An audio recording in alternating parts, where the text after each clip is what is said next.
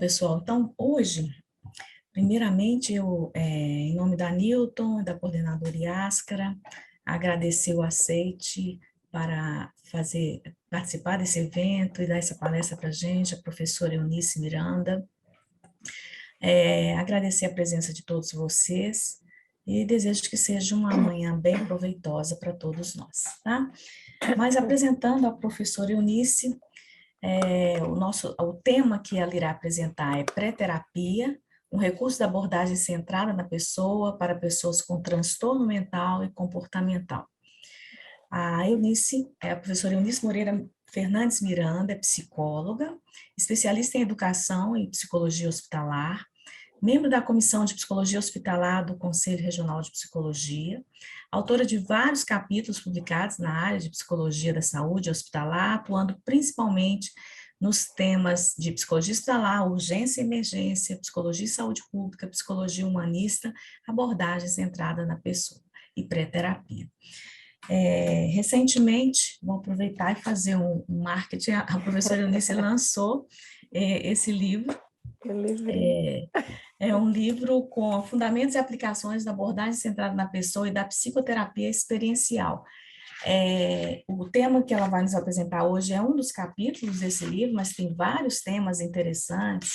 Só para citar para vocês, a questão do diagnóstico na psicoterapia centrada na pessoa, abordagem centrada na pessoa aplicada à prática psiquiátrica, o próprio tema dela sobre pré-terapia, autismos e o olhar centrado na pessoa, qualidade de vida do doente crônico grave sob a ótica da abordagem centrada na pessoa e os fundamentos teóricos, prática e adaptação das instruções. Achei um livro muito interessante, aliás, eu comprei, quero o autógrafo depois. Esse livro saiu do forno há 2 meses, mais ou menos, né, Eunice? Tá novinho, né? Abril. Abril. Foi então em tá um pouquinho abril mais. e já está na primeira reimpressão, Tânia. Olha, então o que livro bom, teve uma olha, boa tá aceitação. vendendo, que ótimo. Gente, a professora Eunice, eu tive a honra de estudar com ela, nós nos formamos juntas na mesma faculdade, né? Fomos colegas em momentos distintos, porque, assim, como vocês gostam de usar o termo aqui na Newton, nós éramos alunas fatoriais, que fica oscilando de turma, né? E eu tive a honra de me formar com ela e ver a seriedade como aluna, sempre muito... E trabalhamos juntas muitos anos, né, Eunice? Eu nem sei quantos anos nós trabalhamos na outra faculdade juntas, mas pelo menos uns 8 ou 10 anos nós trabalhamos juntas. Foi, por aí. Né? Por aí, né? Bom, então, novamente, obrigada, Eunice, pelo seu aceite. Você está à vontade, então, para apresentar. Eu vou sugerir às pessoas que anotem as questões no chat. Assim que a professora Eunice terminar a sua apresentação, eu abro para as perguntas, eu vou fazendo a leitura do chat ou libero para que vocês possam comentar o que vocês, ou as dúvidas que vocês tiverem. Combinado? Bom, Eunice, muito obrigada. É com você. Muito obrigada pelo convite, Tânia. É com muita alegria que eu volto a essa casa, né? A Newton Paiva já foi a minha casa também, numa pequena parte da minha graduação, da nossa graduação, né? Uhum. E também depois, em 2007, que eu dei aula aí na Newton Paiva também.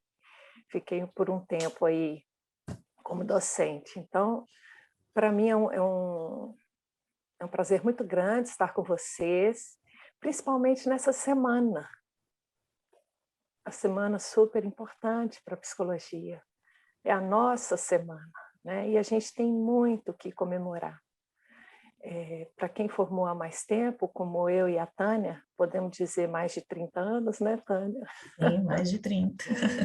A gente consegue ver o tanto que a psicologia caminhou, o tanto que ela se ampliou, o tanto que ela ganhou, avançando em algumas áreas e começando a ser referência em algumas áreas de especialidades, né? Então, é muito marcante para mim essa história da psicologia, e eu nasci no ano em que a psicologia foi regulamentada como profissão. Então, isso é uma alegria a mais, né? Como se eu tivesse nascido para acompanhar essa história tão bonita da nossa profissão, que faz toda a diferença, e que nesse momento agora tem sido, inclusive, mais reconhecida por tudo o que o pessoal da psicologia da saúde hospitalar tem passado junto com os doentes e familiares nesse momento de pandemia. Então, acho que a gente tem que ter muito orgulho da nossa profissão e a gente precisa buscar fazer a nossa parte, né? Então, que bom que vocês estão aí e que bom que estão tendo essa oportunidade de estudar e conhecer um pouco mais dessa área sui generis, né, de saberes e atividades. E hoje eu vou trazer um pouquinho, uma pequena parte dessa psicologia tão grande que a gente tem, que é falar sobre a pré-terapia, né? Tânia, os alunos são da disciplina da psicologia humanista? Não, são Não. também, tem alunos da psicologia humanista, mas tem alunos que já estão bem avançados, já estão Uhum. formando, estou vendo aqui a Brenda, que está formando comigo já esse semestre, então está bem diversificado o público, tá? Mas a Sim. disciplina de humanista acontece no quarto período, então provavelmente é o menor número de alunos que ainda Sim. não teve contato com a abordagem. Uhum. Então, a psicologia humanista, infelizmente, ela ainda ocupa um espaço pequeno na grade, né, curricular. E muita coisa fica sem, não tem como ser mostrado, né? A pré-terapia é uma dessas partes que fica. Geralmente, aqui no Brasil, quem dá essa parte de pré-terapia sou eu. A gente não tinha publicação aqui. Agora já temos, né? Eu consegui publicar o capítulo do livro. A gente só tinha um livro no português de Portugal. E eu tenho dado essa disciplina na pós-graduação e nos cursos de formação de psicoterapeutas. Então, tem muitas coisas da psicologia humanista que a gente não consegue dar durante a graduação. Acredito que o mesmo acontece em outras abordagens, que também não se esgota tudo. Então, é muito importante, né, quando vocês se identificarem com alguma abordagem, que vocês possam buscar uma formação, uma especialização, para aprofundar nesses conhecimentos e ter contato com esse vasto campo, né, de conhecimento. Então, eu vou falar um pouquinho da pré-terapia, gente, vai ser um pouquinho, porque o tempo não é suficiente, mas pelo menos para vocês terem uma ideia do que é a pré-terapia. Provavelmente a maioria de vocês nunca ouviu falar, né? Mas o nome por si só já nos dá uma dica, pré-terapia. O prefixo pré, ele implica numa pré-condição. Precisa de alguma coisa prévia para que possa ocorrer o processo de terapia. Então, é exatamente isso. A pré-terapia é algo que precisa ser estabelecido de forma a viabilizar um atendimento psicoterápico, tá? Ela foi desenvolvida pelo Gary Prout, que é um psiquiatra estadunidense, que ficava muito incomodado, né, em relação ao atendimento a pessoas com esquizofrenia e que apresentavam alguma desordem de contato, as pessoas que não conseguiam entrar numa relação terapêutica. Ah, tá. Estou só vendo a resposta que você deu aqui, né?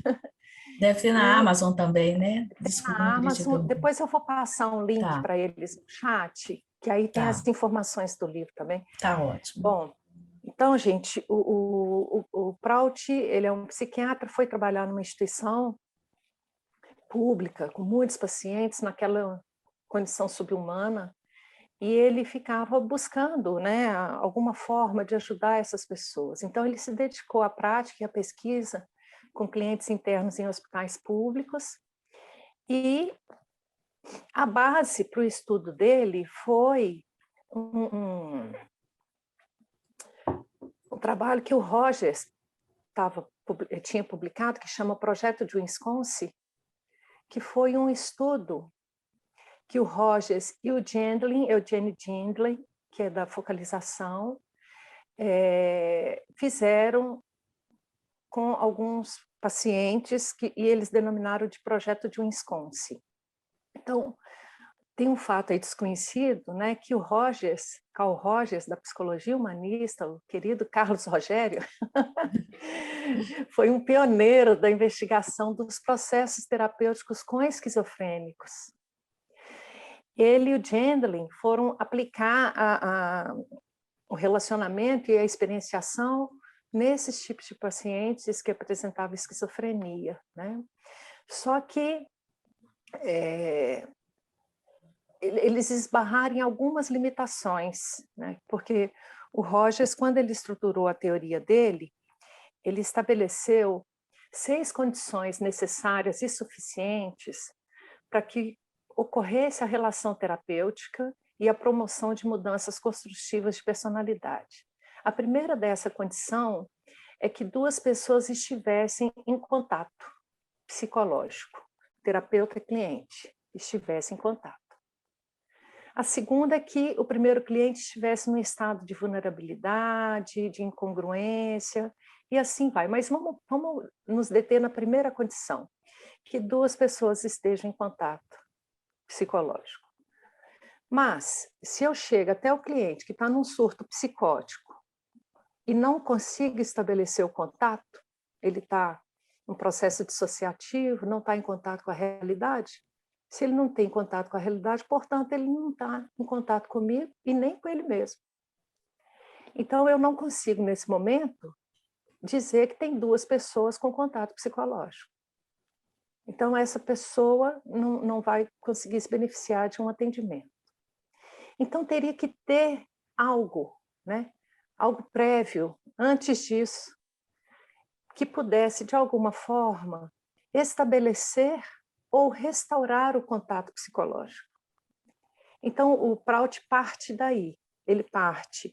A base da pré-terapia é a teoria de Carl Rogers, quando ele fala do contato psicológico, só que o Rogers ele não conceitua o que é o contato psicológico. Ele só fala que o contato psicológico é essa primeira condição para que estabeleça essa relação terapêutica. E ele não deu assim não possibilitou compreender como que a gente poderia estabelecer essa técnica, esse contato psicológico. Então, o Prout parte disso daí. Ele faz uma revisão desse estudo de Wisconsin, ele vê as observações do Carl Rogers em relação à dificuldade que esses pacientes têm de estabelecer o contato, né?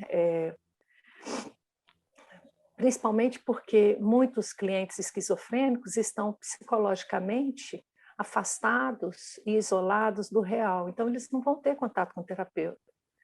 E o Rogers dizia assim, que por mais que o terapeuta se aproximasse e usasse das atitudes facilitadoras, que é um outro conceito estabelecido por ele, que é necessário para a relação terapêutica, mesmo que o terapeuta tivesse uma consideração positiva, incondicional, uma compreensão empática, o cliente não conseguia perceber essas atitudes, ele não conseguia estar em contato com o terapeuta. Então, o contato empático não era estabelecido e o processo terapêutico era obstruído. O Gendlin também, quando ele fala da experienciação, ele falava muito assim, que esses clientes é como se eles tivessem uma ausência ou empobrecimento experiencial. Então, ficou essa questão, como ultrapassar esse isolamento psicológico vivido por esses pacientes e criar possibilidade para o estabelecimento do contato para que eles possam chegar a um atendimento psicoterápico. Então, como passar dessa concepção de não processo para processo? O que fazer? E aí o Prout, ele vai fazendo essa revisão, vai observando o quanto que muitos clientes estão inacessíveis aí aos cuidados psicológicos, né?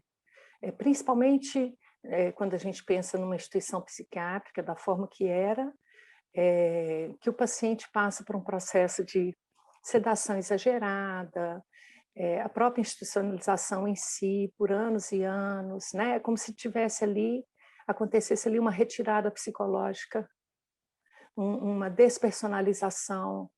Então, para muitos, estabelecer esse contato era algo totalmente difícil, né? E aí o Prout, ele, na observação, no estudo dele, ele começa a perceber que esses esquizofrênicos crônicos e aqueles também que têm uma deficiência intelectual, eles apresentavam 3 déficits. O primeiro déficit era no contato afetivo, o segundo, no contato com a realidade, e o terceiro, o contato comunicativo. Então, o Prout começa a estruturar exatamente isso. O contato com a realidade, que é o mundo, o contato afetivo, que é o contato com o próprio self, e o contato comunicativo, que é o outro, são condições, emergem como condições necessárias para que possa haver a psicoterapia com essa população. Isso porque, sem o contato com a realidade, como é que o cliente vai compartilhar o mútuo aqui e agora com o terapeuta? Não tem jeito. Sem o contato afetivo, ele não vai ter acesso ao que se passa com ele, aos sentimentos. E sem o contato comunicativo, ele não pode ser verbalmente expressivo. Então não há relação. Então, assim, o Prout vai colocar que o contato com a realidade, o contato afetivo e o contato comunicativo são pré-condições para que a psicoterapia se torne funcional. Então, a pré-terapia é uma tentativa metodológica para desenvolver essas condições necessárias para que essas pessoas cheguem ao atendimento. Então, esse é o sentido da pré-terapia. Ok, gente? Tá dando para seguir? Então, ele Sim. faz... Ok. É bem rápida essa introdução, mas só para a gente chegar na técnica em si. E eu vou falar para vocês da estrutura básica do sistema teórico do Prout. Ele fala, a primeira parte da estrutura teórica são as reflexões para contato. O que são reflexões para contato? É um conjunto de técnicas através do qual o terapeuta facilita o contato com o cliente.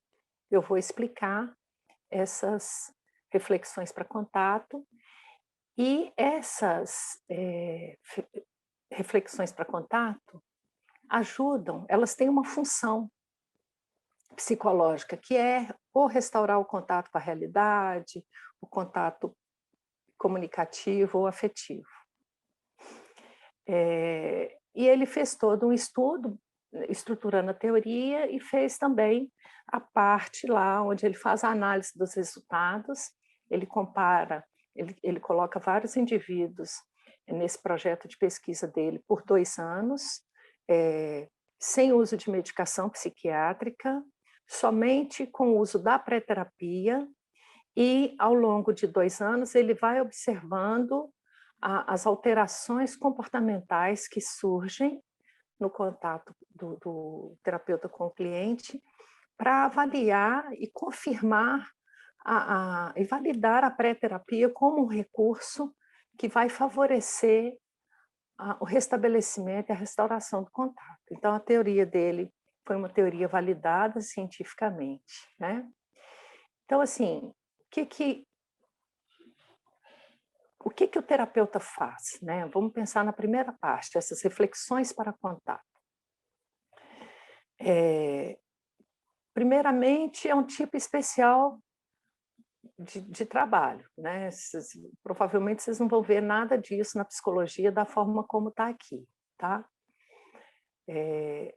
E a gente tem que ter clareza, assim, qual que é o objetivo, né? Que é desenvolver esse contato psicológico entre o terapeuta e o cliente, quando o cliente não é capaz de estabelecer um contato real, afetivo e comunicativo. As reflexões para contato, elas são literais, quer dizer, eu não vou fazer nenhuma interpretação, nenhuma consideração, eu vou simplesmente refletir, tá? E elas precisam ser reveladoras de empatia para com a particularidade concreta e específica do esforço do cliente naquela tentativa de comunicação. Então, a gente precisa usar das atitudes facilitadoras para poder aplicar essa técnica.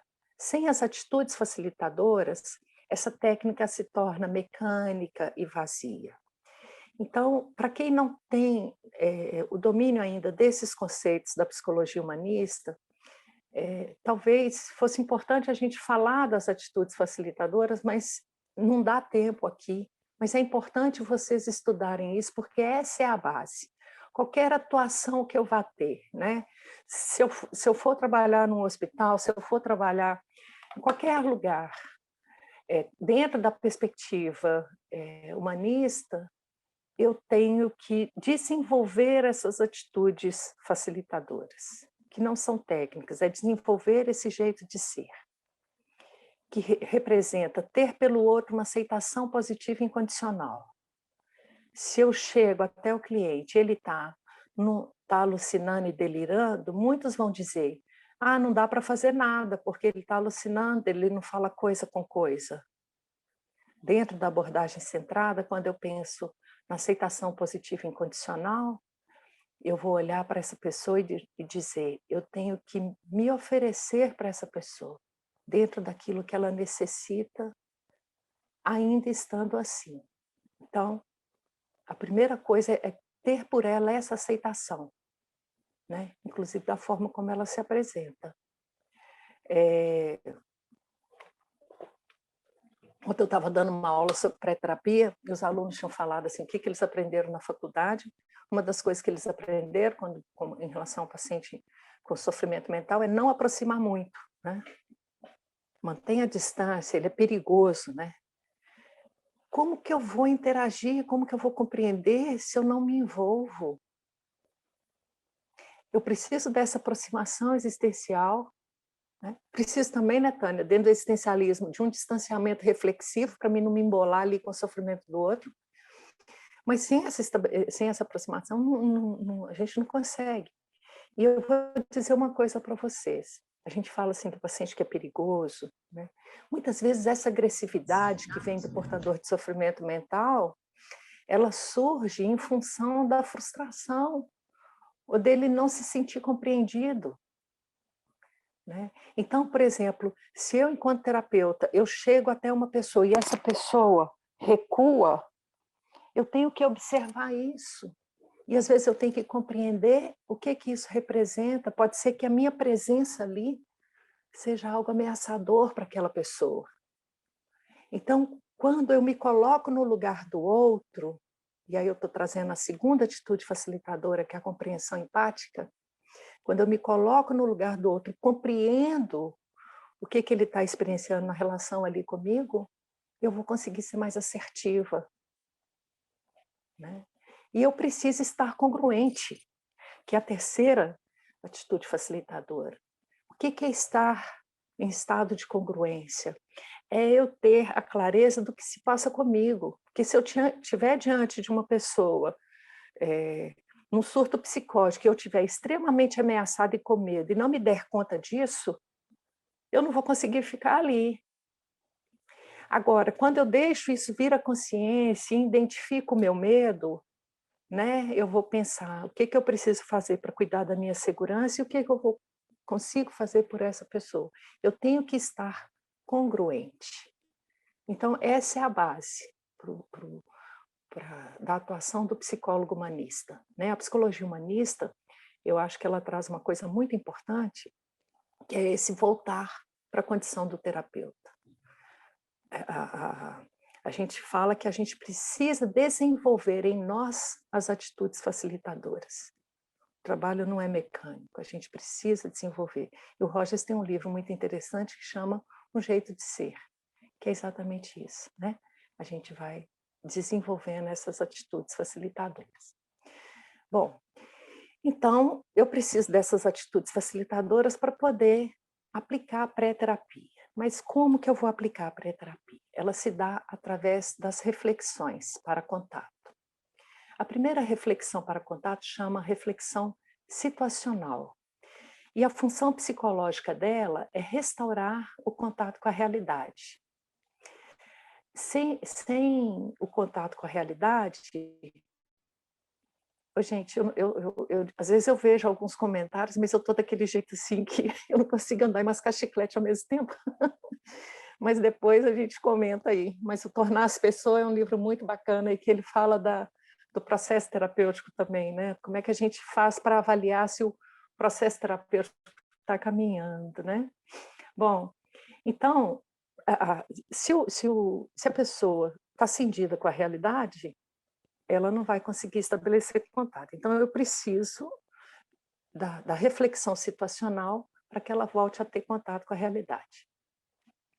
Então, eu vou observar tudo que está aqui ao redor, por exemplo, você está numa sala, vou observar o que está nesse contexto, algum objeto que ela volta o seu olhar, e também ruídos, né, do ambiente externo. Então, eu posso dizer, escuto o barulho de carro lá fora, escuto pessoas conversando, está muito frio aqui na sala, são reflexões situacionais, tá? Nessa tentativa. Deixa eu ver se eu falo aqui agora. Fica parecendo uma coisa simples, né? Quando eu falo, tem ruído de carro lá fora, nós estamos numa sala. É lógico, né? A luz está acesa. Para a gente, isso não faz sentido nenhum, porque para nós o mundo é uma gestalt organizada. Eu não preciso que a Tânia me fale que a luz está acesa para eu perceber que a luz está acesa. Aliás, eu não preciso nem olhar para a lâmpada. Eu já sinto aqui a luminosidade, né? Mas para a pessoa que está num surto psicótico, ela está aqui, mas ela não está aqui. O que ela está percebendo disso daqui? Então, eu me coloco no lugar dela e vou tentar ver o que ela está percebendo disso daqui. E começo a fazer as reflexões para contato. Então, isso tem que vir de dentro do terapeuta. Não pode ser assim, a professora mandou falar que tem carro passando lá fora. Já perdeu o sentido da aplicação da pré-terapia, né? Então, a técnica ela é muito fácil, mas a arte inerente a ela é difícil, porque eu tenho que usar, eu tenho que me colocar no lugar do outro, né? Então, essa é a primeira reflexão. Depois eu vou trazer um exemplo que vai deixar mais claro para vocês a aplicação, tá? A segunda reflexão para contato chama reflexão facial. Ela tem como finalidade psicológica restaurar ou desenvolver o contato afetivo ou contato existencial com o self. Então, o terapeuta vai tentar verbalizar o afeto que está implícito na face do paciente. Muitas vezes, ele tem um sentimento pré-expressivo, ele não entra em contato com aquilo que ele está sentindo, com aquilo que ele está experienciando, né? E o terapeuta, fazendo a reflexão facial, vai ajudá-lo a colocar, vai ajudar com que o cliente entre em contato com esse sentimento expressivo, com que ele passe a perceber o que sente, e assim se restaura a função afetiva, tá? Muitos clientes psicóticos e também com deficiência intelectual, eles não experienciam neles próprios o sentimento ou a emoção, em função até daquele isolamento psicológico que eu falei antes, né? Dessa sedação exagerada, dessa institucionalização. É como se ele levasse essa existência deles no estado de entorpecimento, de ausência. Então, muitas vezes, o sofrimento existe numa condição pré-expressiva que vem no rosto. Às vezes a pessoa está lá sofrida, aí você vê o que você pode fazer de reflexão facial, tá? Então, seria assim, para eu tentar interhumanizar o sentimento com o cliente, eu posso observar a face, o que está pré-expressivo e dizer, você está chorando, você me parece triste, você está sorrindo, pelo seu rosto parece que está feliz, algo assim. A terceira reflexão para contato é a reflexão palavra por palavra. muitas vezes, a finalidade da função psicológica da reflexão palavra por palavra é desenvolver o contato comunicativo, quando ele é pior ou ausente. Então, ele vai auxiliar o cliente a experimentar o self como um comunicador. Muitos esquizofrênicos e pessoas com deficiência intelectual, eles têm desordens de comunicação. Às vezes eles usam neologismo, né, que são palavras criadas pela própria pessoa. Às vezes tem a ecolalia, de repetir, tem a salada de palavras. E aí o terapeuta ele vai pegar aquelas palavras que são coerentes, né, e vai fazer a reflexão. Então, são repetições literais, gente, duplicativas, exatamente concreta, tá? De palavras simples, ou fragmentos de palavra, ou fragmentos de significado. Então, se o cliente fala blá, blá, blá, blá, blá, casa, blá, blá, árvore, eu não sei o que é o blá, blá, blá, mas eu entendi ali nessa frase a palavra casa e a palavra árvore. Então, eu vou repetir. Casa, árvore. Se ele faz algum barulho idiosincrásico, por exemplo, imitando o som de um carro, bebê, esse som eu identifico o que é o som de uma buzina. Então eu posso repetir esse barulho idiosincrásico. Bebê, ou dizer, você fez barulho de uma buzina. Tá? Então toda vez que eles expressar alguma palavra coerente, tudo, ou uma frase completa, eu vou fazer a reflexão palavra por palavra. A quarta reflexão é a reflexão corporal. A reflexão corporal ajuda o cliente a experienciar o seu corpo como ele mesmo, experienciar ele mesmo, ele entrar em contato com isso.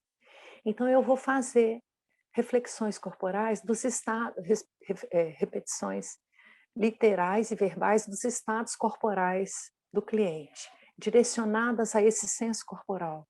Você está sentado, suas mãos estão apoiadas na perna, você tem a cabeça baixada. Então, isso vai ajudar o cliente a entrar em contato com o aqui e com o agora. Muitos clientes com esquizofrenia, às vezes em surto catatônico, eles mantêm uma postura corporal bizarra, né? Às vezes a pessoa está lá toda assim, e aí o terapeuta ele pode dizer como que está o corpo, que é a reflexão corporal verbal, ou ele pode fazer a duplicativa empática, com o corpo dele, repetir o gesto do cliente, repetir a postura. E ele pode ainda fazer a duplicativa empática e a verbal ao mesmo tempo. Você está com os braços, com o cotovelo elevado acima da cabeça, suas mãos estão para baixo, alguma coisa assim. E ele pode fazer, repetir o gesto e falar simultaneamente, tá? Então, essa reflexão corporal vai fazer com que o terapeuta entre na realidade, na comunicação afetiva e no corpo. É como se ele fizesse uma ponte com o cliente.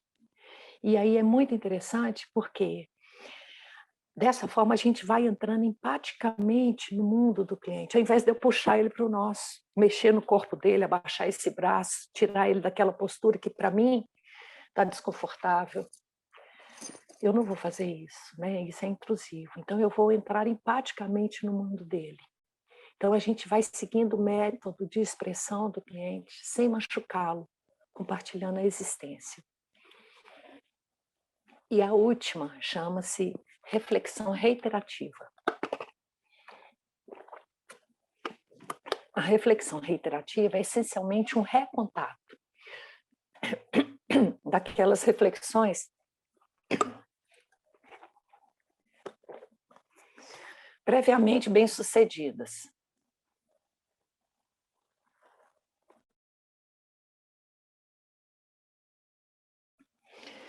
Não tem que ter uma sequência, tá, gente? Eu coloquei aqui uma forma didática, mas assim, eu posso fazer uma situacional, uma corporal, uma reiterativa. Não tem uma sequência, é dentro do que foi importante. Se essa pessoa tem uma desordem de contato com a realidade, o ideal é que eu comece pela situacional, porque ela é que vai possibilitar o restabelecimento do contato com a realidade. Mas, às vezes, ela está em contato com a realidade, ela não está em contato com o que se passa com ela, o contato afetivo. Então, pode ser que eu comece pela reflexão facial. Tá? Por isso que é importante a gente compreender a função psicológica de cada reflexão para contato, até para eu saber qual que eu uso. Tá? Então, se eu fiz alguma reflexão para contato e fui bem sucedida, ela trouxe alguma alteração, de forma a apontar para uma crescente possibilidade aí do desenvolvimento de uma relação ou facilitando a experienciação, eu posso repetir. Então, eu vou reiterar essa reflexão para contato. Então, essas reflexões para contato é uma maneira de estar junto com essa pessoa que está ali regredida, né? Quebrando seu isolamento psicótico, restaurando o mundo, o self e o outro para o cliente. Então, eu vou contar para vocês, vou ilustrar aqui com um atendimento realizado por uma assistente do Gary, lá nos Estados Unidos. O Prout, depois que ele desenvolveu a pré-terapia, todas as pessoas que faziam algum trabalho com o paciente, eles tinham um treino na pré-terapia. Não era somente os psicólogos, porque se acontece um surto psicótico no momento em que eles estão saindo por um passeio, a pessoa que está conduzindo aqueles pacientes para o passeio é que vai aplicar a pré-terapia e tirar essa pessoa do surto. E depois ela vai para o atendimento psicológico dela. Então, eu vou trazer aqui o caso de um rapaz que foi atendido no Canadá, e ele foi atendido por uma assistente social, não foi pelo Prout. O Prout estava junto, mas ela estava fazendo esse treino em pré-terapia. Era um rapaz que a família tinha procurado pelo ambulatório lá em Wisconsin, e para ele fazer o acompanhamento lá, só que enquanto eles estavam preparando a papelada, ele era adolescente, ele teve um surto catatônico no Canadá, ele estava numa fazenda, e aí o Prout desloca para lá com essa assistente social para fazer o atendimento. Esse atendimento ele é bem ilustrativo, porque ele nos dá para a gente como que a pré-terapia deve ser aplicada com todas as suas particularidades. Foi um atendimento, gente, que durou 12 horas. Como assim 12 horas de atendimento? Sim, 12 horas.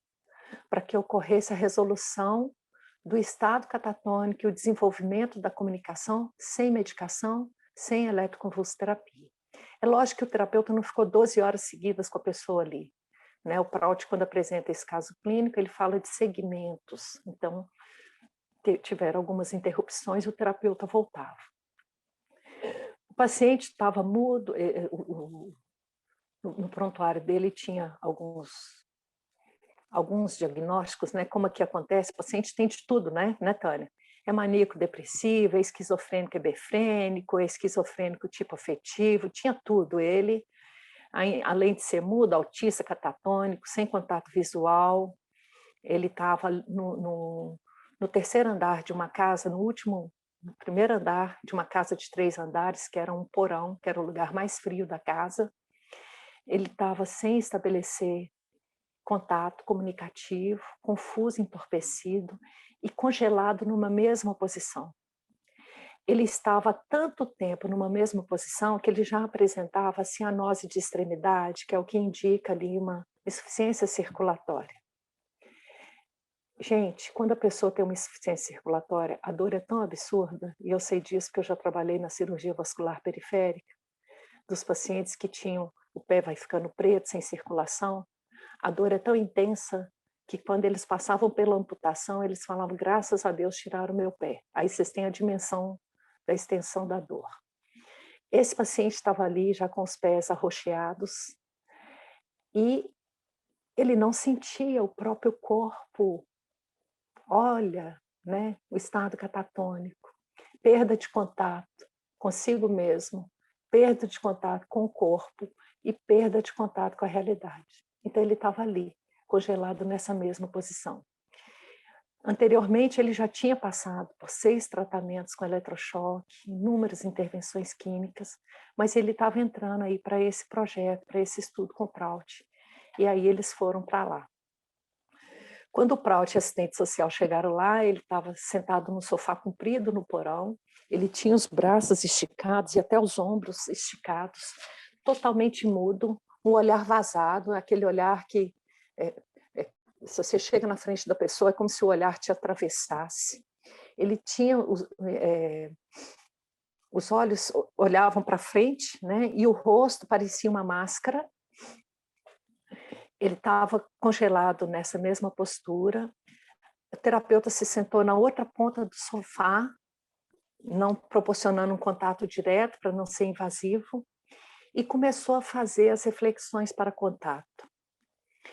Vocês já viram quais são, só que a gente não vai fazer essas reflexões falando uma atrás da outra. Essa pessoa tem uma desordem de contato. Então, a terapeuta fazia a primeira reflexão situacional. Ouço crianças brincarem. Esperava 5, 10 minutos. Depois fazia outra. Está muito frio aqui embaixo. E assim foi. Então, ela fez algumas reflexões situacionais, reflexões corporais. Então, da situacional, ela pegou o que estava ali naquele contexto e colocou: ouço o cão latindo, você está sentado no porão da sua casa, ouço pessoas conversando na cozinha, está frio aqui embaixo. Então, é aquilo que eu disse para vocês, do que pode ser percebido. Fez também as reflexões corporais, é lógico que intercalando com as situacionais, tá, gente? O seu corpo está rígido, você está sentado muito quieto, você está olhando para frente, você está sentado no sofá de forma rígida, seu corpo não se mexe, você tem os braços no ar. E mesmo fazendo as reflexões situacionais e corporais, esse cliente não apresentou nenhuma resposta, nenhuma alteração. Passado um tempo, o terapeuta foi buscar uma cadeira e ele se senta exatamente na frente da pessoa para poder fazer a reflexão corporal, a duplicativa empática, repetir o gesto do cliente. Então, ele sentou na frente para transmitir a imagem do corpo do cliente tal como ele via. E ele fez o gesto e começou a fazer as reflexões. Seu corpo está muito rígido, você está sentado no sofá e não se mexe. Só que passado 15 minutos, o braço do terapeuta cansou e ele não conseguiu mais ficar com o braço esticado, né? E aí ele fala: olha, eu não consigo mais manter meus braços esticados, sinto os braços cansados, e o terapeuta permanece sem nenhuma resposta e sem movimento. Em pessoas eufóricas, aí se a gente for pensar num quadro de mania, a gente vai ter que compreender.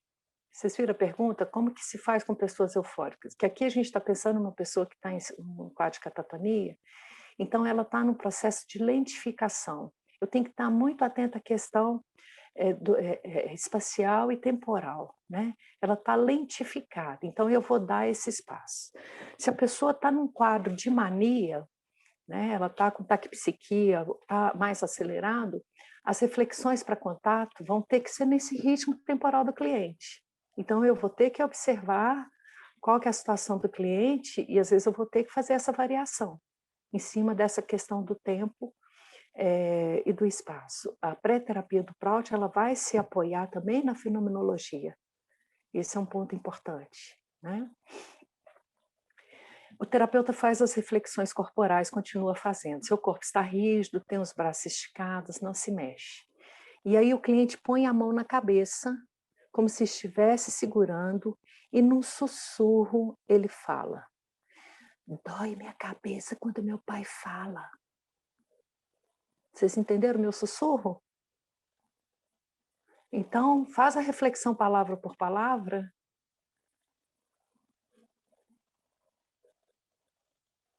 Alguém quer falar? Quer fazer? Reflexão palavra por palavra?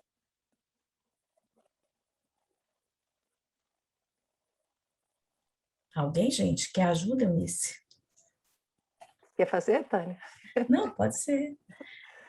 Deixa eu ver, porque eu estava prestando atenção até na pergunta ali, mas ele diz, Deixa eu minha repetir. cabeça, então vai. Dói minha cabeça quando meu pai fala. Dói, você repete, dói minha cabeça, sua cabeça dói quando seu pai fala, e repete o gesto. Seria uma Aí, reflexão mas aí, corporal olha também, só, ou não? pode ser a corporal, ótimo, Tânia. Eu posso fazer a duplicativa empática, pôr a mão na cabeça e repetir. Só que ele não está fora do contato com a realidade. Uhum. Então, eu não vou falar dói sua cabeça. Eu vou ter que ter cuidado com o pronome pessoal. Nesse momento, eu vou falar, vou repetir palavra por Minha palavra. cabeça, Então, vou entendi. repetir. Dói minha cabeça quando meu pai fala, do jeito que ele falou. Perfeito. Quando ele já começa a estabelecer o contato com a realidade, talvez eu já possa mudar. Dói, sua cabeça dói. Tá? Mas aqui é a repetição literal. Dói minha cabeça quando meu pai fala.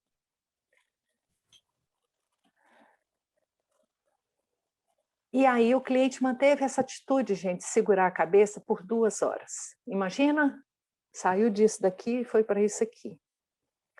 E o terapeuta manteve ali, fazendo as atitudes, as reflexões para contato, e uma delas que ele faz é noite, estamos no porão da sua casa. Seu corpo está rígido, tem as mãos na cabeça, o terapeuta põe a mão na cabeça, e ele faz a reiterativa. O que aconteceu? Ele estava fazendo as reflexões para contato, de repente o cliente falou isso. E depois o cliente ficou paralisado de novo. Então ele pode voltar e fazer uma reiterativa. Ele vai fazer a reiterativa exatamente do dói minha cabeça quando meu pai fala. Ok? Deixa eu só pegar aqui, só um minutinho. E aí o cliente imediatamente, depois de 2 horas com a mão na cabeça, deixa as mãos caírem em cima do joelho e olha diretamente para os olhos do terapeuta.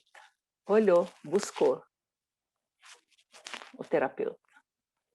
Já está restabelecendo o contato com a realidade. Ele já percebe que tem alguém ali, né?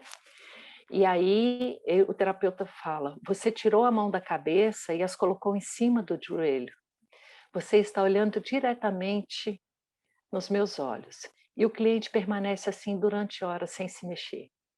E o terapeuta recorre à reiterativa. Você deixou suas mãos cair da cabeça para o joelho. Você está olhando diretamente nos meus olhos.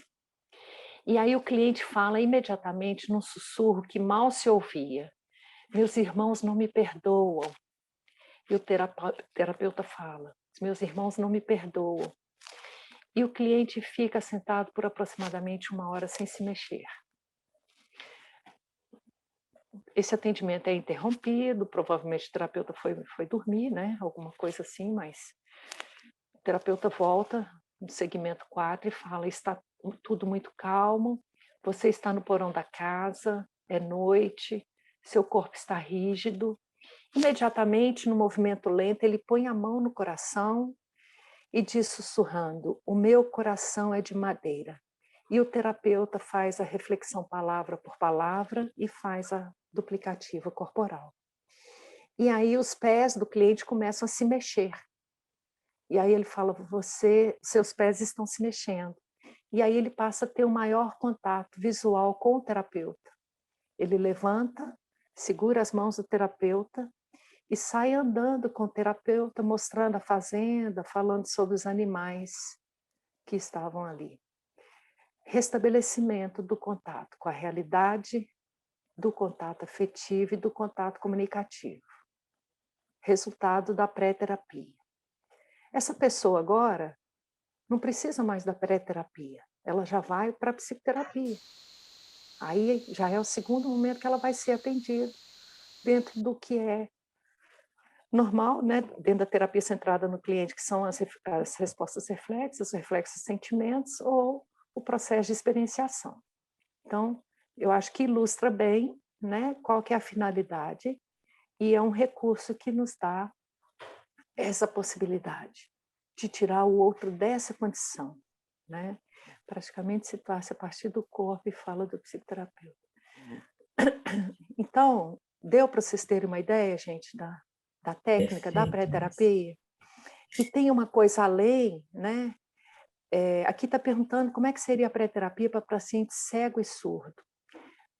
Ótima Talvez pergunta. não tenha nem indicação. A pré-terapia ela só vai ter indicação se a pessoa apresentar alguma desordem de contato, tá? Para quem que ela seria viável? Pessoas com esquizofrenia, em surtos psicóticos. Eu já atendi, usando da pré-terapia, até coloco isso no capítulo do livro, uma situação de um surto que aconteceu de uma pessoa que eu estava acompanhando num contexto de emergência e desastre, lá no IML, naquela barragem lá, na ruptura da barragem de Brumadinho. A pessoa simplesmente cindiu com a realidade. Era uma pessoa que eu já estava acompanhando há 5 dias, e eu volto ela para a realidade a partir da pré-terapia.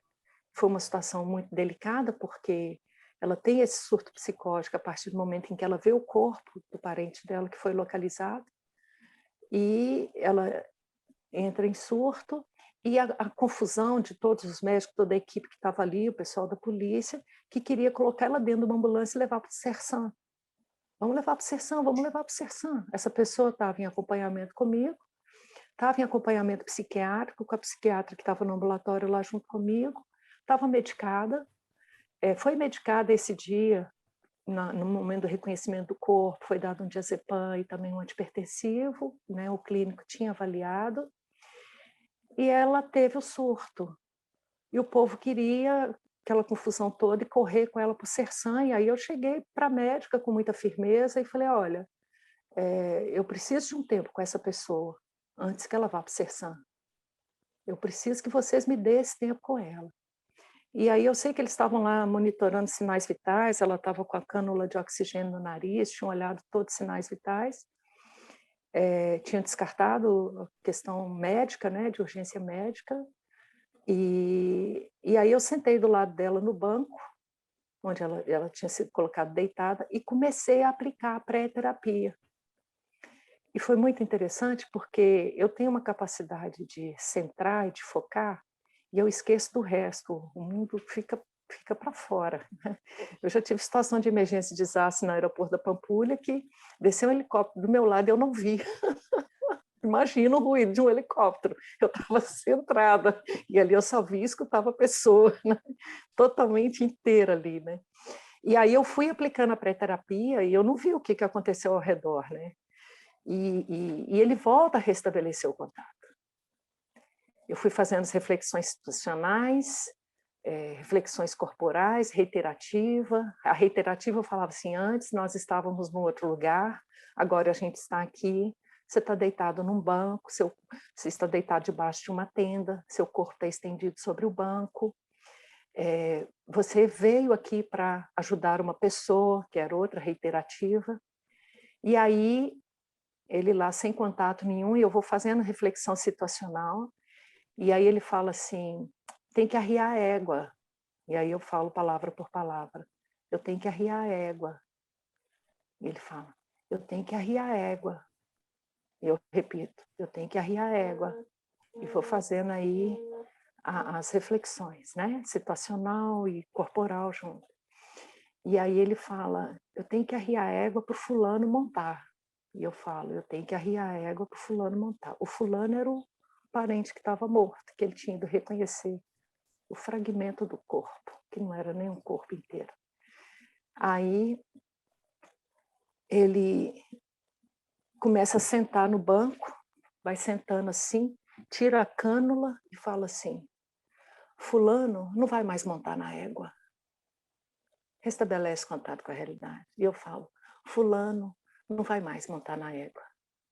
E ele fala, doutora, a senhora viu? Porque na hora que ele foi ver o corpo, eu estava com o braço dado junto dele.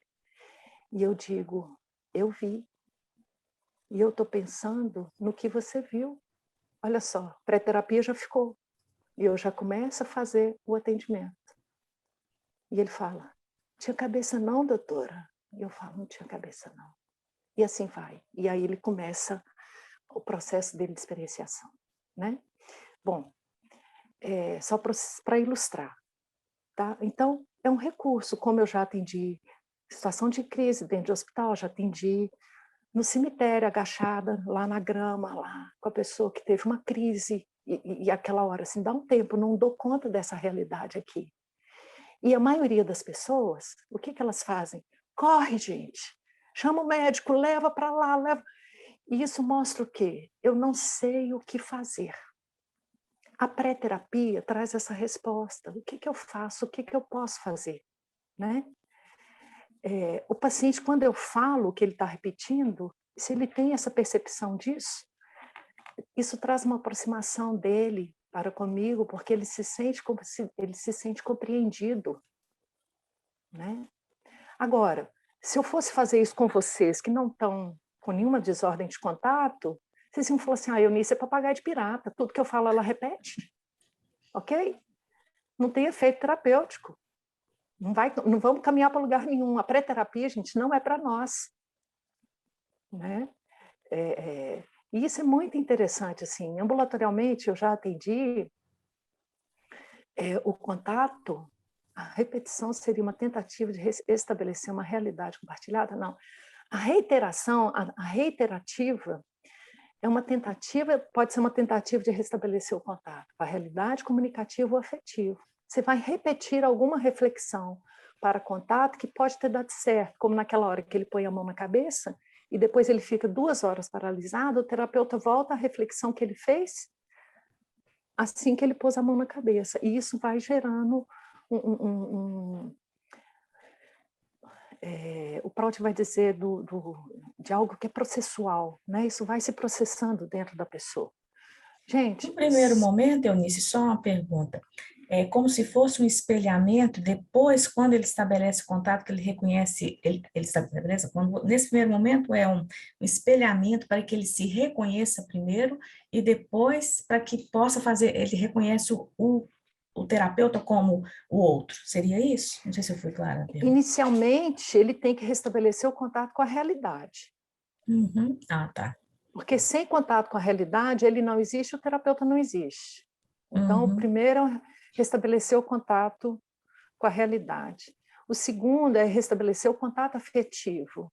É ele começar a se perceber. O que se passa comigo? O que eu estou sentindo? E depois restabelecer o contato comunicativo, para ele poder comunicar isso ao terapeuta. Né? E aí você já pode dizer que tem 2 pessoas em contato, já tem o contato psicológico está estabelecido, e aí já vamos para um atendimento normal. Isso pode acontecer, eu sei que as intervenções, né, elas não são fixas, né, primeiro a situacional, depois elas vão intercalando, né, mas a forma como o paciente vai se revelando, vai fazendo esse contato, ele tem uma percepção primeiro situacional para depois terminar me fala? No comunicativo ou não? Isso pode acontecer, ele falar primeiro e depois, só depois ter essa reflexão, por exemplo, afetiva. Você vai ter que buscar entender qual que é a desordem de contato que a pessoa apresenta, tá? Tem pessoas, por exemplo, que estão conversando com o terapeuta, mas elas não conseguem entender o que se passa com elas. Mas o terapeuta está presente na relação. Então, ela tem uma desordem de contato afetivo, né? O Prout cita um caso, tem até no livro da Dorothy, que era uma paciente já crônica, com esquizofrenia crônica, já institucionalizada há muitos anos, 25 anos, e o terapeuta leva ela para a sala, né? Ela entra para a sala junto com o terapeuta, ela percebe a presença do terapeuta, quer dizer, ela sabe onde ela está, ela sabe que o terapeuta está ali, o contato com a realidade é preservado. Mas ela levanta, põe a mão na parede e fala assim, fria. A parede e as coisas não significam nada para mim. Então, quando ela vai falando isso, ela está mostrando que ela tem uma desordem de contato afetivo. Ela não sabe mais o que são essas coisas, né? Até em função da institucionalização prolongada. Então, ele vai fazer a reflexão corporal, reflexão palavra por palavra, ele vai caminhando. né, com esse cliente. Aí você pensa, por exemplo, eu estava falando da emergência e desastre, não falei ainda em nenhum caso do hospital, mas depois, se der tempo, eu falo. Mas, por exemplo, um paciente com Alzheimer, numa ILPI, que está ali e ele se fixa em alguma lembrança mais antiga, e às vezes é uma lembrança que gera muito sofrimento. Tinha uma idosa que eu conheci, que ela ficava repetindo: minha mãe está chegando e ela vai me matar, e ela vai me matar. Era a imagem que ficou. Essa mãe já tinha morrido, ela já era idosa, e ela ficava extremamente agitada. E aí eu começava a fazer a reflexão situacional. Você está em pé na porta, tem flores lá fora, o passarinho pousou na árvore, eu ia fazendo as reflexões situacionais, corporais, e ela, é como se ela voltasse, ela acalmasse, né? Eu vou trazer uma situação aqui de uma pessoa que eu atendi em domicílio, que estava numa fase terminal de câncer, e já com muita dor, estava em uso de morfina, e ela entrou num quadro de confusão mental, já não saía mais do leito, fase de fim de vida. E ela começa a ter uma alucinação. E aí a alucinação, quando a gente tem quadros de alucinação e delírio, o Prout ele faz um estudo também falando da alucinação como um pré-símbolo e como que a gente vai intervir. Então, quando o paciente está tendo uma alucinação, além das reflexões para contato, eu vou fazer a reflexão da imagem alucinatória. O que ele descreve da imagem alucinatória, eu vou fazer a reflexão da imagem. Está lá, estou lembrando de um rapaz que eu fui chamada para atender na enfermaria e estava extremamente agitado, e ele olhava para o canto do quarto, ele encolhia o corpo e olhava para lá, e eu falava: você está olhando para lá. Eu falava: lá por quê? Eu não sei o que ele estava vendo no canto da parede.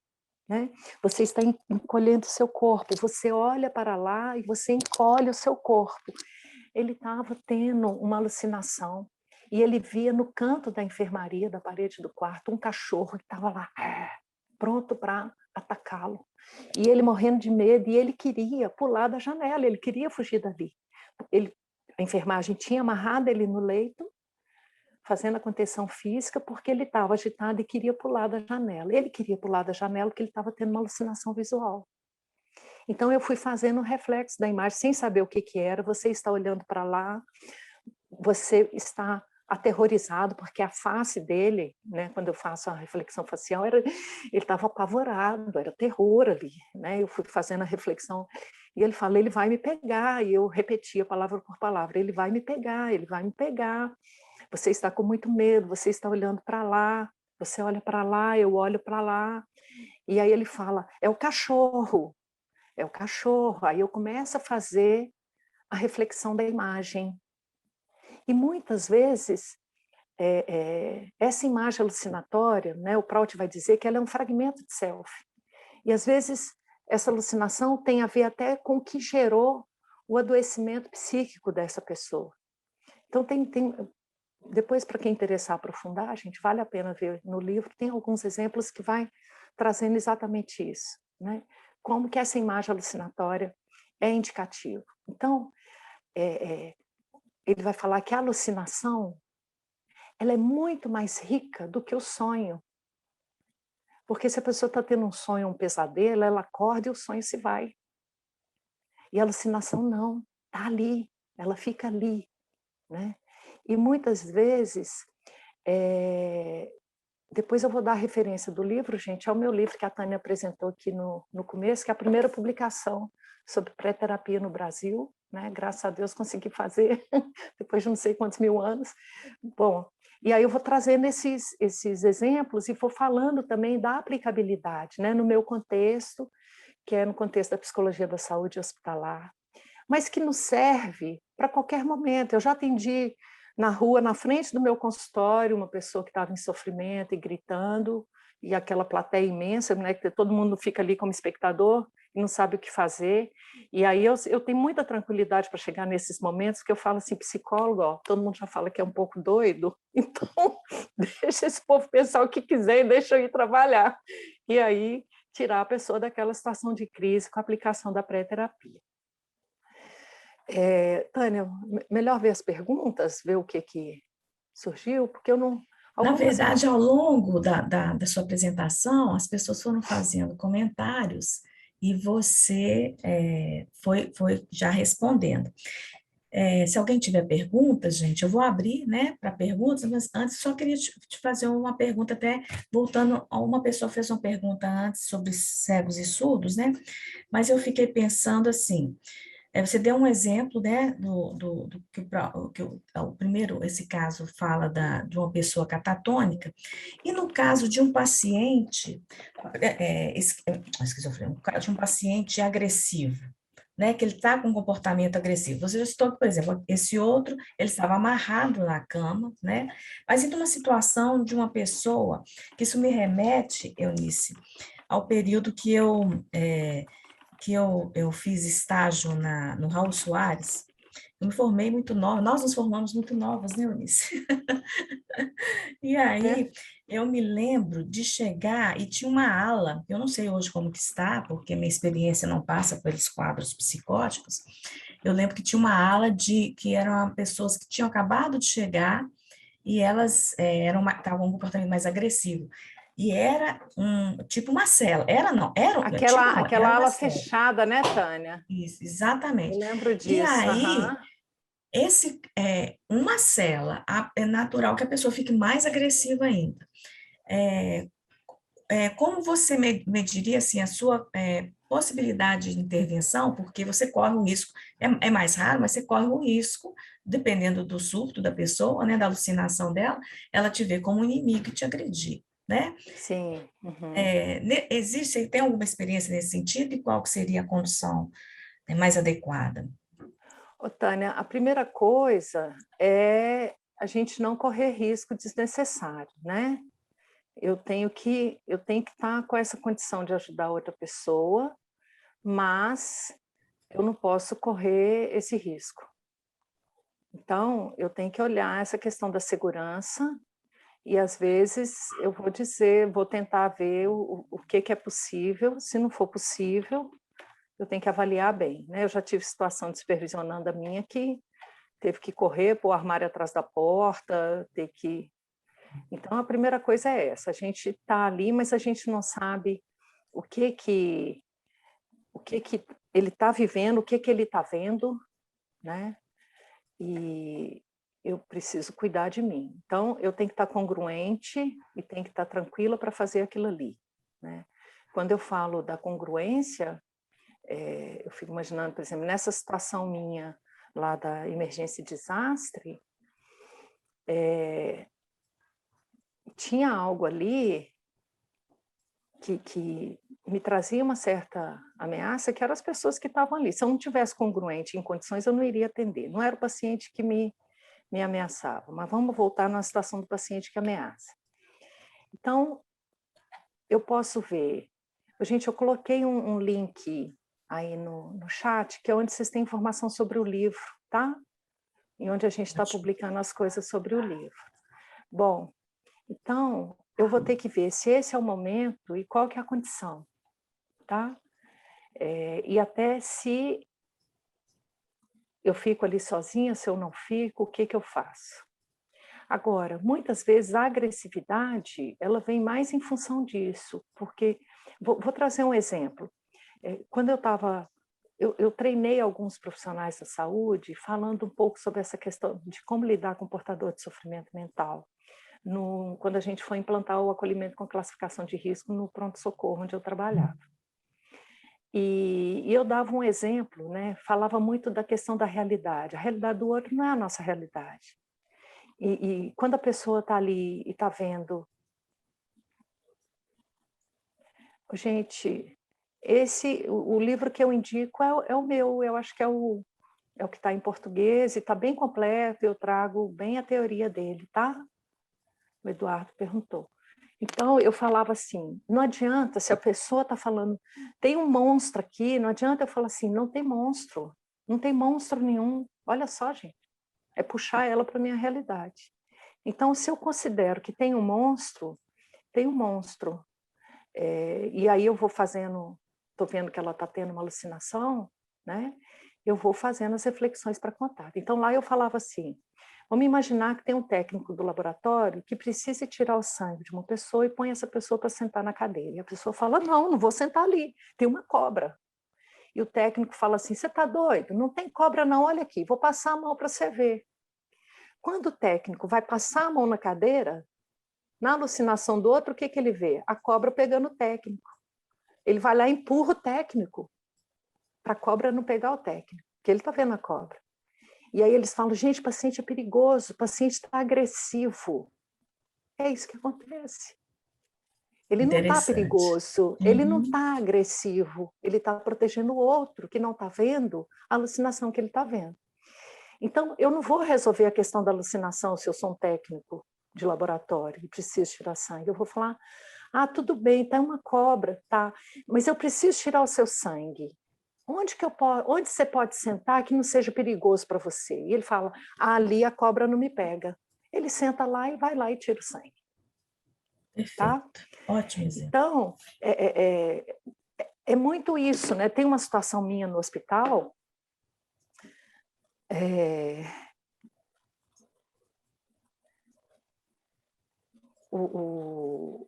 de um paciente, eu estava passando lá de fora do raio-x e escutei alguém gritando assim, socorro, socorro, vão me matar, estão me matando.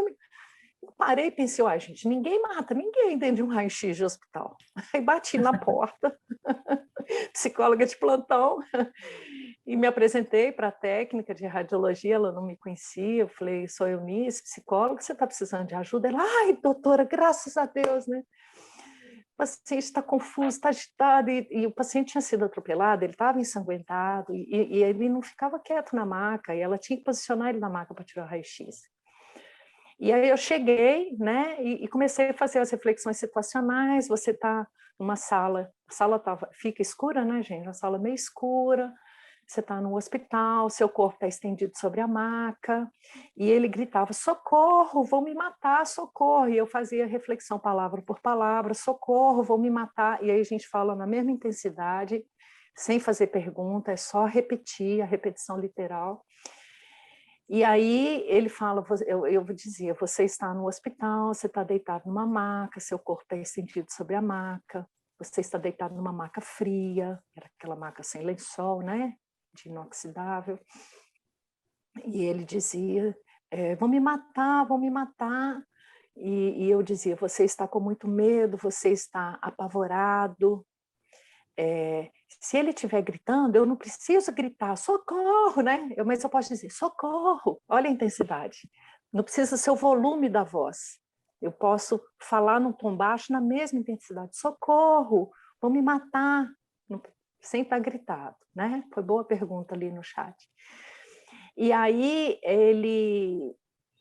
eu fui falando com ele, onde que ele estava fazendo reflexão situacional, e ele fala assim, quem te mandou aqui?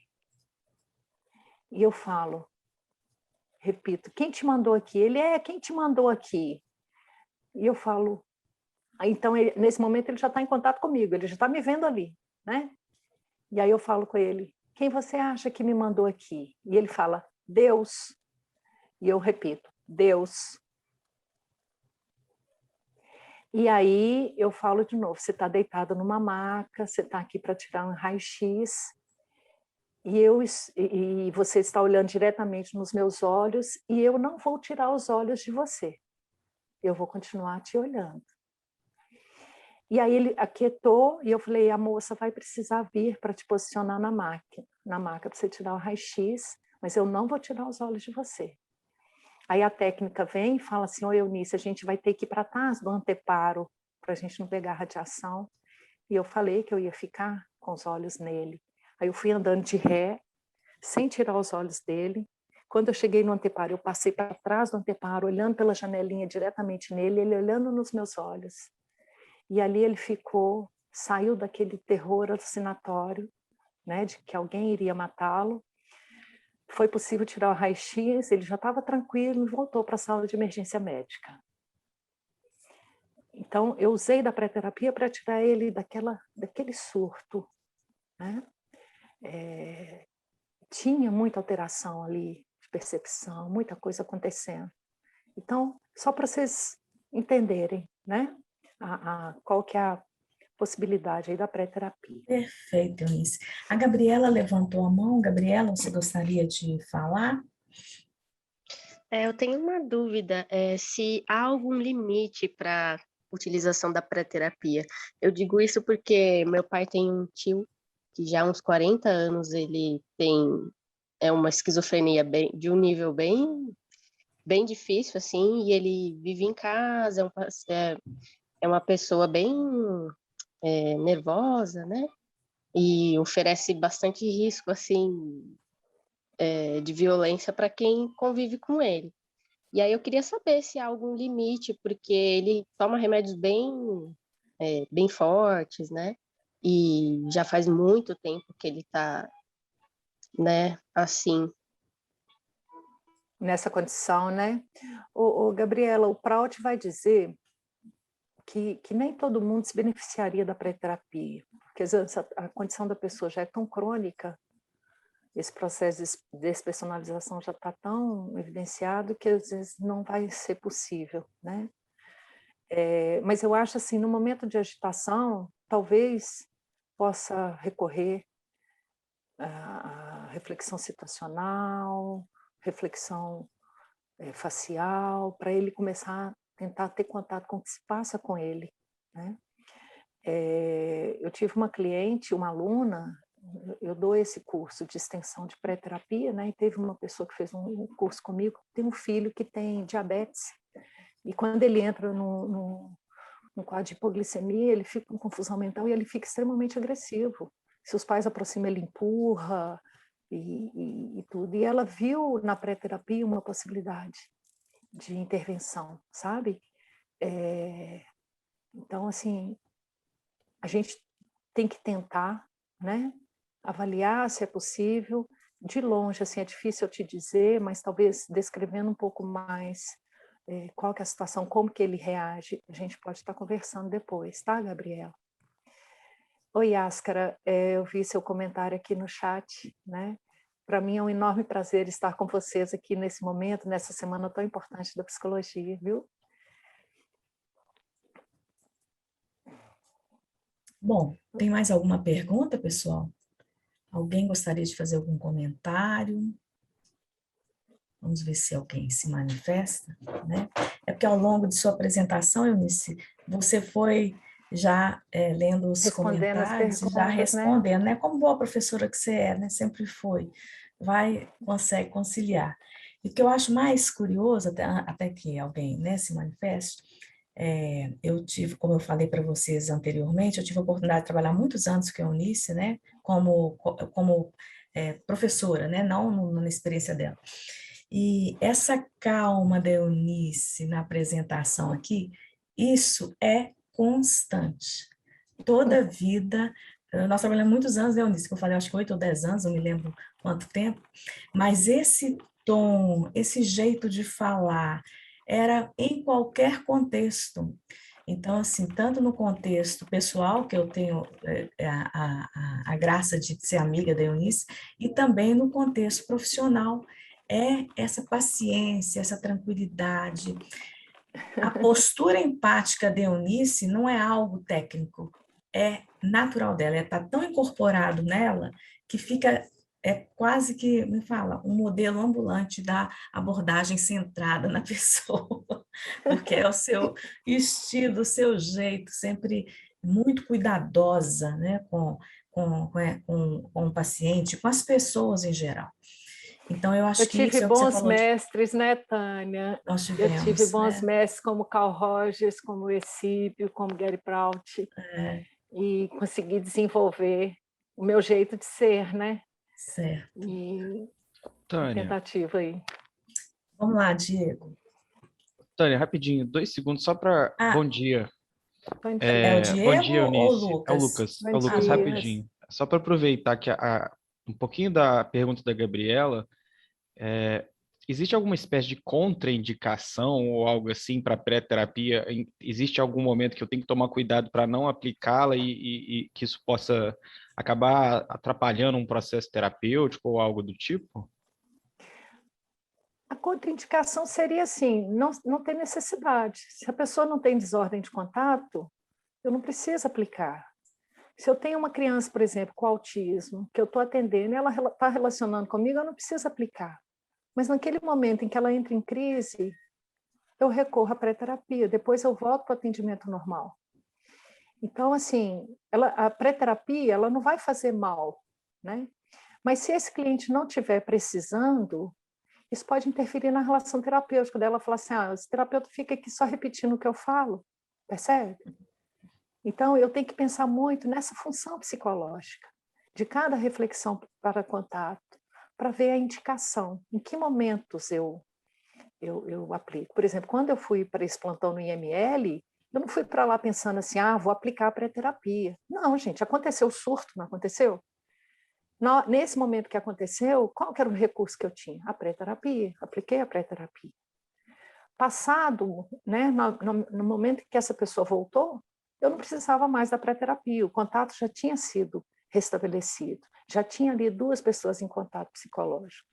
Então, a questão é, se a pré-terapia parte da teoria do contato psicológico do Carl Rogers, a primeira coisa que eu tenho que observar é, tem 2 pessoas em contato psicológico? Se tem, eu já não preciso da pré-terapia. Se não tem, eu vou usar da pré-terapia, que pode ser com uma pessoa com uma sequela neurológica, né? Independente se a causa daquela confusão, daquela desordem de contato é orgânica ou psíquica, né? Se é em função de um AVC, se é uma crise em função de alguma situação drástica e sofrida que ela está vivenciando, e aí ela precisa dessa ruptura porque ela não suporta esse momento, que era o que acontecia comigo no pronto-socorro, em situações de crise.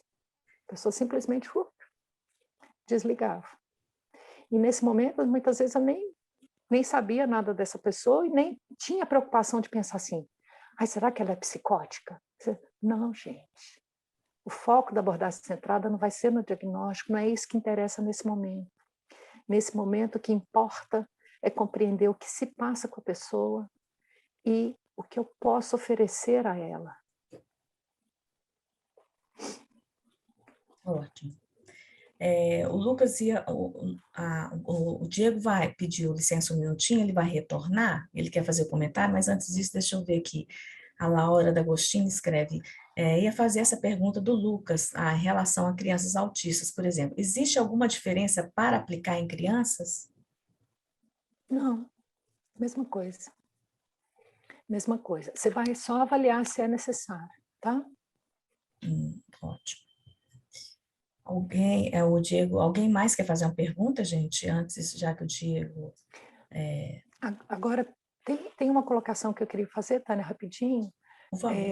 Quando a gente pega uma criança, por exemplo, que tem uma deficiência intelectual e que às vezes ela tem um comportamento de gritar, muito agitada, agressiva, autoagressiva, às vezes essa criança não consegue ficar em casa na companhia dos pais, às vezes tem que estar institucionalizado, às vezes ela não consegue ir para algum programa, alguma oficina, participar de alguma coisa.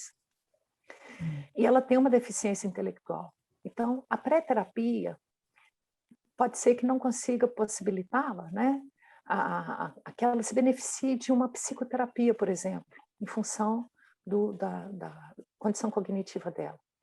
Mas, na medida em que eu aplico a pré-terapia, ela pode ter uma compreensão maior do que se passa com o mundo, com ela e com o outro, e ela pode começar a participar de algum programa, de alguma oficina. Então, o Prout, ele traz um caso assim, que ele fala do cliente X, que era uma pessoa que tinha uma idade psíquica de 3 anos e meio, na verdade, era um adulto já, e tinha um comportamento estereotipado de arrancar grama e gritava sem parar, e não conseguia participar de nada. E ao final de 2 anos de aplicação de pré-terapia, ele já ia para casa sozinho, ele já participava de atividades vocacionais, então trouxe um ganho, né? Mesmo ele não conseguindo ir para uma psicoterapia, por causa da impossibilidade dele de introspecção, né?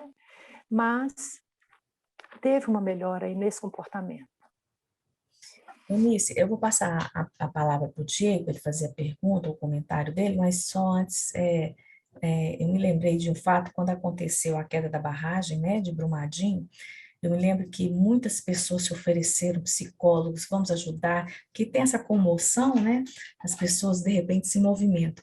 E eu me lembro de um dos grupos que a gente faz parte, de você ter sinalizado de como isso não pode ser feito assim, ó, porque eu sou psicólogo, eu vou fazer. Tem Uhum. que ter todo um preparo, uma técnica. Eu lembro que você fez parte, você me parece também que a Márcia, é, é, Márcia Vieira, eu acho, esqueci o nome dela, do, do Hospital Belo Horizonte, esqueci o nome, eu acho que é Vieira, esqueci A o nome Márcia dela. Viegas. Viegas. Elas prepararam, deram formação para essas pessoas para atender lá em Brumadinho, porque não basta chegar, porque a boa vontade não resolve se você não tiver o preparo e as condições. Por isso, achei excelente a É, sua apresentação.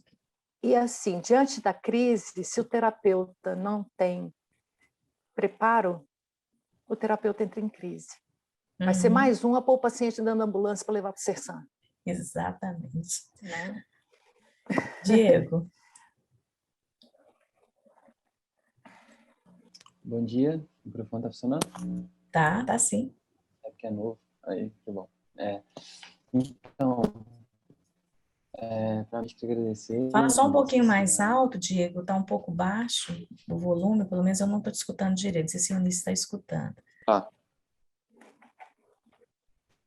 Então, queria agradecer, iniciar a presença aí, os estudos, né, de estar compartilhando com a gente. Dentro da minha realidade, assim, eu consegui trazer algumas coisas, e eu queria compartilhar um pouquinho também nesse sentido, é que eu circulo por alguns espaços que utilizam alguns psicodélicos, alguns enteógenos, assim, que é conhecido como ayahuasca, ou também como santo daime e tal. E esses psicodélicos, esses enteógenos, eles têm uns potenciais, assim, expansores de consciência, no qual muitas vezes, se não tiver uma equipe ali, ou alguma pessoa que tem um conhecimento desse tipo, alguma pessoa pode estar tendo algum tipo de surto ali naquele momento, Sim. quando consagra, e ficar, e aí, ou, né, igual você falou, se a pessoa, o terapeuta que está ali, ou a pessoa, ou o xamã que está ali, no caso, conduzindo, né, o regente, se ele não tiver essa sabedoria, pode gerar uma coisa até maior ali com as outras pessoas, porque todo mundo está naquele estado ali de expansão e de vulnerabilidade, né? Eu mesmo já ouvi algumas, nos espaços que eu circulei, eu vi alguns que tinham a ficha de anamnese, no qual a pessoa fazia uma entrevista inicial para saber se tinha alguma coisa, e vi outros também que não tinham.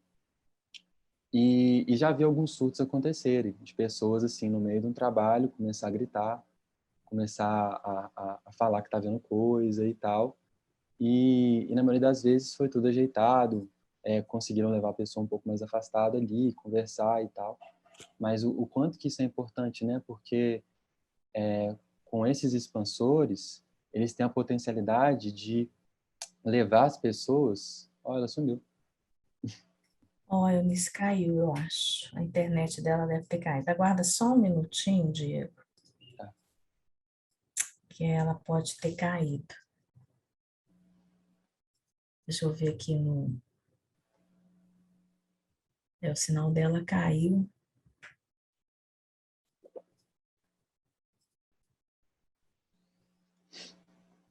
Vamos aguardar só um minutinho. Então, enquanto ela aparece, gente, só para quem perguntou, deixa eu mostrar aqui o livro dela, é esse aqui, é de autoria dela e do Walter Andrade, tá? É esse o livro, recém-lançado, como ela disse, é a primeira produção editorial no Brasil sobre o tema, né? Quer dizer, o livro ele abrange outras questões da abordagem centrada na pessoa. O capítulo que a Eunice escreve é que trata especificamente. E eu lembro que a Nayara até disse como a Nayara, a aluna, perguntou se esses exemplos, né, como é que estaria no livro, e a Eunice respondeu que está tudo bem detalhado, né, no capítulo dela, tem exemplos que eu acho que ilustram. Natália, vai ser disponibilizado pela biblioteca em algum momento Ô, Natália, não sei, porque essa compra de literatura, ela tem uma programação, né, que a Newton faz, é anual, então, assim, eu posso, quando houver abertura, né, e solicitação para, fazer indicação para a disciplina de abordagem da humanista, né? Posso sugerir, mas isso não tem uma previsão, né? Então, eu comprei esse livro na livraria do psicólogo, mas a Eunice colocou aqui em cima, quem teve acesso aqui ao chat, ela colocou o link, né? Deixa eu ver se eu localizo aqui para reproduzir, porque houve vários comentários aqui. Aqui, eu vou repetir aqui o link, porque aí fica mais fácil para quem não viu. Esse é o link que ela falou que tem informações sobre o livro. Gente, eu vou tentar novamente o contato aqui com ela, mas eu tô achando que houve algum problema, porque ela sumiu e se ela tiver sem internet, ela não vai nem conseguir ver minha mensagem. Alguma coisa aconteceu, né? Como diz o Diego tá falando, eu digo, ela sumiu. É engraçado. É isso que é o mais difícil da vez Eu não online, passo né? falando, ela sumiu. Ó, só um minuto, pessoal, que ela tá fazendo contato por telefone comigo. Só um segundo. A pré-terapia é um recurso que pode ajudar em qualquer situação que a pessoa se sente causada por algum hipnótico, por alguma medicação. Então, acho que é interessante, tá? Tânia, Oi, pode falar. você ainda está me ouvindo, né? Sim, estou. Gente, em função da queda de energia, também a gente já está no horário, né, Tânia? Isso, é. Você acha que a gente já encerra? Se eles depois quiserem, como eu saí abruptamente, para ninguém entrar em crise, meu e-mail está aí no chat, gente. Se vocês precisarem comentar mais sim. alguma coisa, tá bom? Eu vou colocar seu e-mail aqui. Me acesse aí pelo e-mail, tá bom? Tá. Eu vou. Você colocou seu e-mail aqui? Foi aquele Não, eu coloquei o link lá da compra do livro e coloquei o meu e-mail. Tá? Eu não vi o seu e-mail aqui, mas eu vou reproduzir aqui. Eunice.ead@hotmail.com. Eunice, deixa eu escrever aqui, peraí, só um minuto. eunice.ead@hotmail.com. Bom, então, Eunice, nessas condições, o Theo também tinha levantado a mão, mas aí eu vou pedir que ele envie para o e-mail a pergunta, né? Ok. Que aí ele te responde. Bom, então, mediante a situação, gente, eu quero agradecer imensamente a você, Eunice, a sua disponibilidade. Eu te agradeço muito, porque eu sempre aprendendo com você é um excelente profissional. Adorei, tenho certeza que os alunos também gostaram, porque é um tema novo para nós brasileiros, né? Aqui os meninos estão elogiando que foi incrível, foi sensacional, está aqui no chat, eles estão escrevendo, e te colocar, assim, refazer o convite para você aparecer mais vezes aqui conosco, que é sempre um aprendizado muito grande, viu?